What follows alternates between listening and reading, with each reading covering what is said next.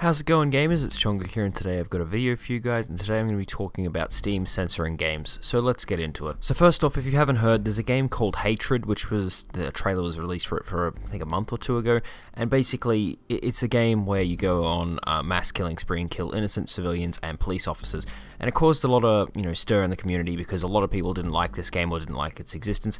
I didn't like it, and I didn't really see the point, but I still believe freedom of speech, you're able to make what you want even if you don't like it. So I'll have a link in the description to the trailer if you do want to go check it out, but yeah, most people aren't interested in playing a game like this, or there's a part of the community that doesn't want to see or play anything like this.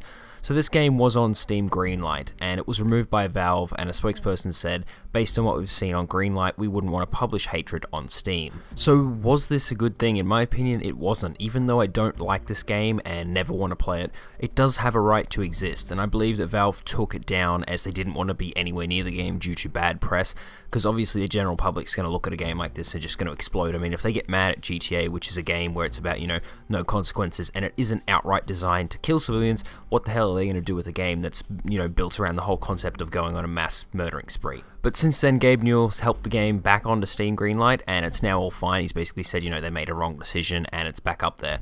So people have been comparing this situation to what happened in Australia with GTA 5 no longer being sold in Target and Kmart. The problem with that I see is GTA 5 was removed by people who were misinformed to what the game was. They had these, massive change.org petitions that was just saying, oh, you get points for killing hookers, and it's like, no, you don't. That's not how the game was built. It wasn't solely around, hey, go pick up someone, have sex with them, and kill them. That's not how GTA is. Yes, you can do that, but that's not what the game was built for. Whereas this one, it's like if someone said Hatred was a mass murdering game, they would be correct. They're not, lying about anything in the game. They're not saying, that there's all these other parts to the game and that's one part of it. This game is designed to just go around and kill innocent civilians and police officers. Not to mention the concept of hatred can be hard to grasp for some people, let alone gamers, and I think games are like, for me, they're sort of a way to explore different worlds and enjoy different worlds. So you can explore a world where, you're a soldier in a war, or in a fantasy world with dragons, or a world where you're a criminal like in GTA, but you have no consequences for your actions. And so some people may look at GTA and say, oh, they just want to kill innocent people, or they just want to commit crime, and it's like, well, no, they just want to experience that kind of thing without actually going out and robbing a bank or actually killing people or anything like that. That's the way I see what games are.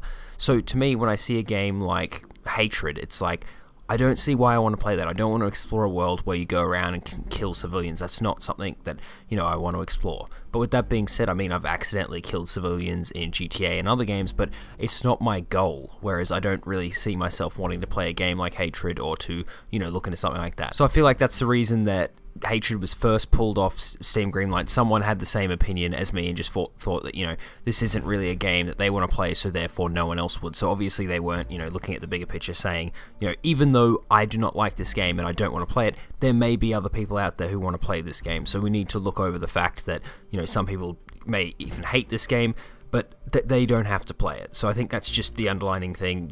If it's a game you don't like, you don't play it. Even if it does feel like something that, you don't really want to exist, or you don't really want to have anything to do with it, you still need to just let it be. So it is good that it's been added back to Steam Greenlight, and I think it's a good thing that we're, able to do that. I wonder how Steam stands from a standpoint where, like, being associated with a game that's that violent. I know people say, Postal's still there, blah, blah, all that kind of stuff, but those games are a lot older, and they're going to, not be on the front page of Steam. I wonder what Steam feels, or how the advertising is going to go for that game, considering the Steam platform, there might be kids on it, and, just advertising it, front and center, here's a mass murdering simulator.